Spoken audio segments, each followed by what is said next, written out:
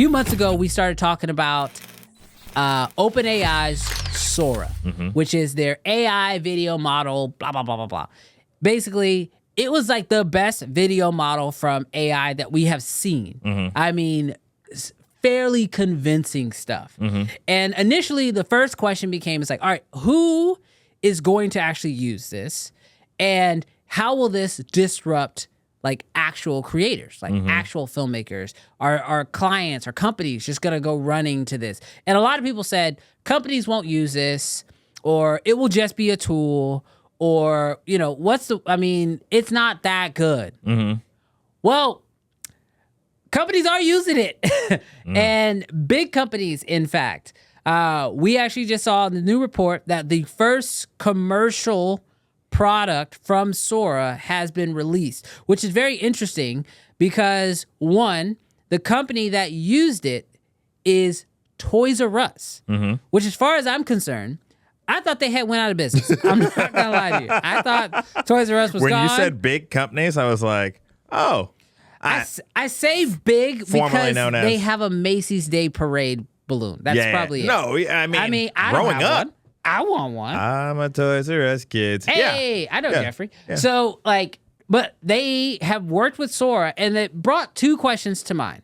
And I'm going to let you, because you've not seen the commercial I have not yet. So So you guys are going to And we're going to show it? We're going to show the commercial. Okay. Yeah, so if the stream goes down right after the commercial, it's because we show the commercial. But this is my question. This is like a serious question when it comes to AI. Can you,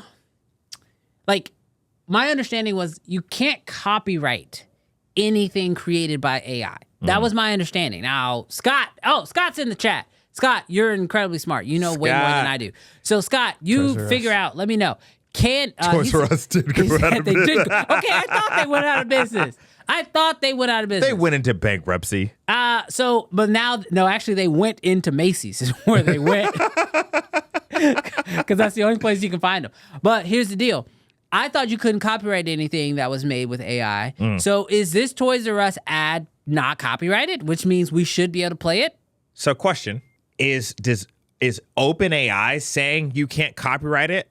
Or is like the U.S. government saying you can't copyright it? I think the U.S. government says that anything that is created with artificial intelligence cannot be copyrighted, is my understanding. Okay. Now, I could be wrong here. I could be 100% wrong, but I don't think I am. So is that portion then of the video that they did Sora AI uncopyrighted, but the rest of the commercial is? So I don't know. This is so gray. This is so gray, but I think we need to go ahead and play the commercial. All right, here we go.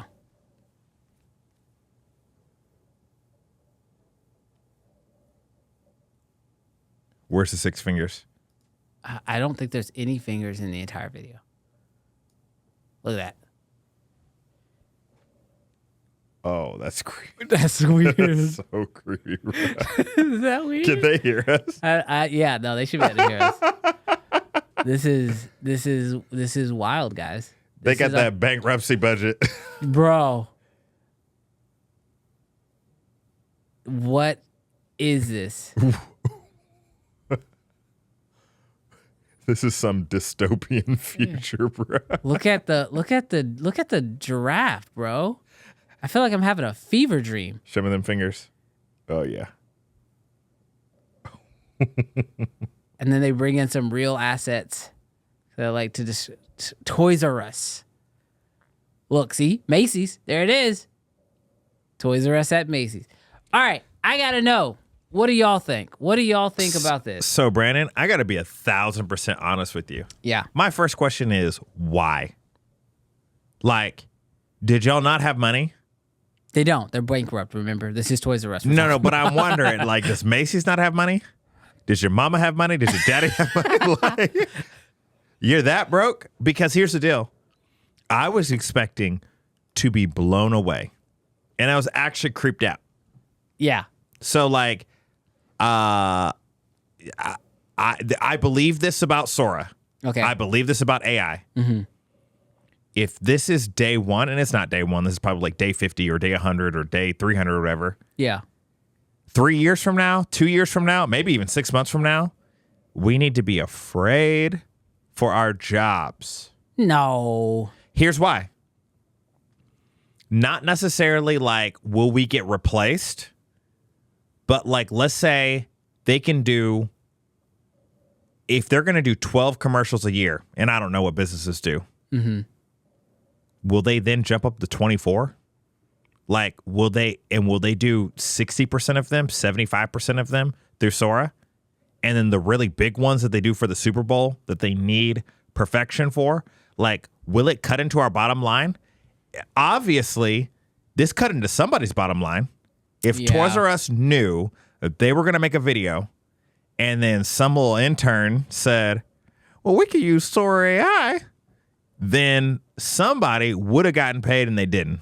So that's the question that with this whole AI stuff kind of like makes me start thinking about is, let's take Toys R Us, for example. They might, I don't know how much they would have spent. I don't even know how you even partner with Sora right now to make a commercial is beyond me. But to your point, like let's say everything you just said is like factual, right? They were like, oh, we're going to make a video. We have a $50,000 budget to make a video, to make a commercial. $100,000 budget to make a commercial. And somebody was like, we can do it for 10 using Sora and a little bit of VFX.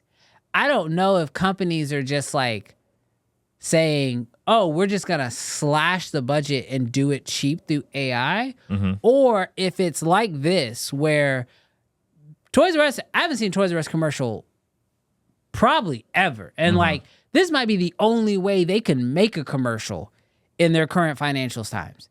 So it's like, are we going to see people using Sora who could not afford videographers? That's like when people used to say like, oh, your people's phones shoot in 4K now. They're not going to need a videographer. And I was like, no. The ones who could never afford a videographer will be the ones who will just use their phone. But the ones who could afford a videographer from jump, they're going to still hire a videographer because they can afford it. Thus, they understand value. So they understand the value of hiring somebody. So I hope that we're still doing this in 10 years so that we can cut back to this clip. In 10 years, there will be a Sora version of you and I having this conversation while we're on the beach. Brandon is Sora right now. But in 10 years... if you guys want to know how good Sora is... wave your fingers, Brandon. I got 10 feet. In 10 years, your take. You give Sora 10 years.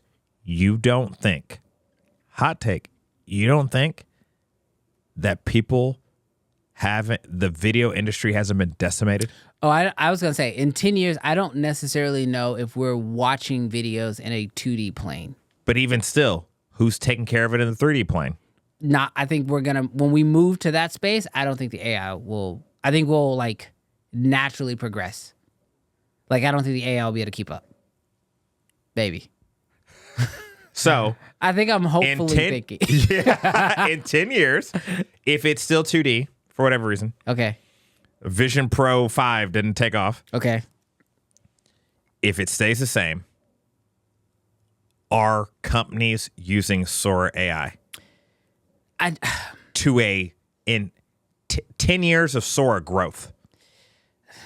I think there'll be probably some integration for sure. Okay. That's fair. I think like the same way we use CGI and VFX in our movies and films, you will just be using some form of AI. Fully, but there are movies that are fully 100% right now CGI. Yes. There may be movies that are fully Avatar. Sora. But they still use people. Yeah. So, Brandon, we're about to get into a new topic that I'm going to call creator privilege. Creator privilege? Because in 10 years, you are going to be privileged to use a human being. Ooh. Hot take. Because Sora AI, I think I like that. If you say 3 years from now, it'll be integrated. No, I like would that. believe you. Yeah. 10 years from now, the way that crap is exponentially exploding, you will be privileged to use a organic human being. I think that's happening now. I think people are already over stuff being so fake, and like even models and people being overly edited. And have you heard on Instagram? The made with AI or what? Yeah, no. Well, they have AI model. I think we talked about this before. They have AI models that are influencers. Oh yeah, They're not real people. Yeah, I've seen that. And brands have said, I don't have to negotiate. Yeah. I don't have to ask them to have the product on this side of the frame. Yeah. We tell the company, make the girl's hair pink and pose with the product, blah, blah, blah. Write this post. But I think... And there is no influencer pushback. We will push... I think people will naturally... Like, first, people will adopt. Yes. Like we are. We're currently in the AI adoption process. But just like all the trends we've talked about before, film, whatever, we are going to see the pendulum swing back the other direction where they are going to want that authenticity. And I think people already want that authenticity. They already want a connection with a real person. And I think as long as you can do that, you're going to be okay. Like, you may be using AI as the videographer to enhance your work, but the client still wants to talk to you as a person to tell them, this is my vision, make my vision happen. And the same way we've had Photoshop. Like, we've both worked in the real estate field. Mm-hmm. We've both had realtors look at us and say, make me skinny, right? Yes. They can now do that in AI, but they're still asking us to do it because they don't want to do it. They want to have a person just do it for them. Absolutely. So we may have to integrate Sora and AI into our video creation process because the client's like, can you make the sky blue? And you're like, yeah, absolutely. Just select it, make blue. You know what I mean? Yeah. But like, that's where I think it's going to go. 100%. I don't think that some jobs will be lost. Everybody, the whole industry, not. No, I think there will need to be a shift in your mindset. If your mindset is, I don't use AI because I do everything myself, you might turn into a dinosaur. Or you better be really good at what you do. Or you might turn into a dinosaur. I can't imagine a future in which, well, maybe the film people, maybe the people that shoot on film, where it's just you. Maybe. I don't know. What did I think it was Beyond Slow Motion. Let me see. Pull Darren. What's up, dude? Okay, he says the real immediate 2-year window risk of AI is the peripheral jobs, sound design, colorist, voiceover work, rough cuts, etc. Yeah, I think I agree with that. I mean, because I've seen just in the last few weeks something for all of these. Like, for example, sound design, you can do that through AI now. You can also, you can use Artlist. They have AI integrated into their stuff now. The colorist, Travis literally just sent us a colorist AI tool that can like look at your footage in log and give you multiple different variations and like start coloring your stuff. The voiceover work, we've already known 11 labs, but have you seen, I'll have a video coming out about it soon. I think it's public knowledge. I don't need another subscription, Brandon. You don't, but you already probably paid for it. It's Artlist. Okay. Artlist is now integrating voiceover AI. You didn't hear that here. I think it's public. Oh, okay. I'm pretty sure. If it's not, we'll cut it out. We'll cut it out on this live stream. And then rough cuts, Gleam. I don't know if you've used that, but then also Podcaster. I've heard of it, but haven't. Yes. So like, there's so many AI tools already that are taking out these different little jobs. Who do I use? Who do I use to do my cuts? I don't know. But yeah, no. But that is the one thing. And like, to me, Darren, to even further your point a little bit harder, is what makes me nervous about AI taking over those jobs that like we don't really want to do. Like, I mean, who really wants to do the first cut? You know what I mean? Like, some people really love coloring, but like if you could just like use AI to get yourself started and then kind of work your way through, like that is helpful. But the problem is a lot of people, especially in the industry, get their start in the industry by doing those jobs that we don't really want to do, but they learn to be an assistant editor. They learn to edit by doing the first cut. And then from doing the first cut, they then learn how to be a better editor, and they can slowly grow more and more as a editor, or as a creator by doing those lower jobs. But if we allow AI to do all of those, that means there's no more entry-level positions for people to jump in on. Yeah. And now their chances of rising up in the creative space is way less. Yeah. So if you want to get an entry-level position in a lot of creative like companies, you almost have to become like an AI expert who can like help the company by using AI.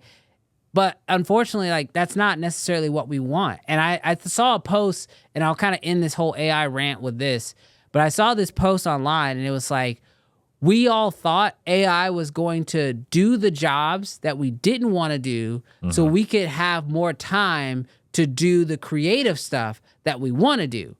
But what has happened is AI is doing all of the creative stuff that we want to do, forcing us to have to do all the jobs we don't want to do. And I think that's where people start to feel kind of like gross about AI is because it's like, oh, if it's doing the video and it's enhancing the photo and it's doing all the artistic stuff, what is there left for me to do?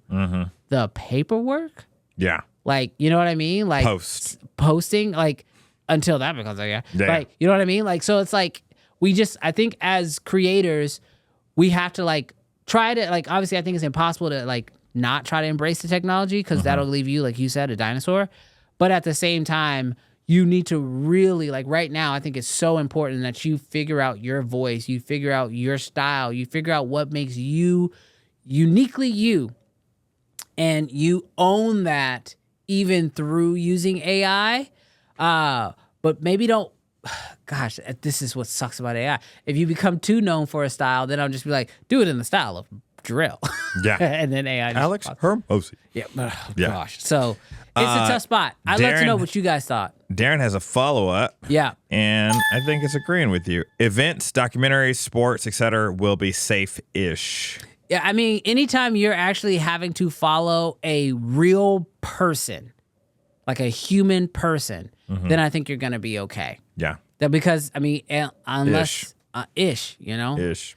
But until you can, like, upload somebody's likeness and then... Before we tank in the numbers... Let's move on to now. We're good. A happy topic.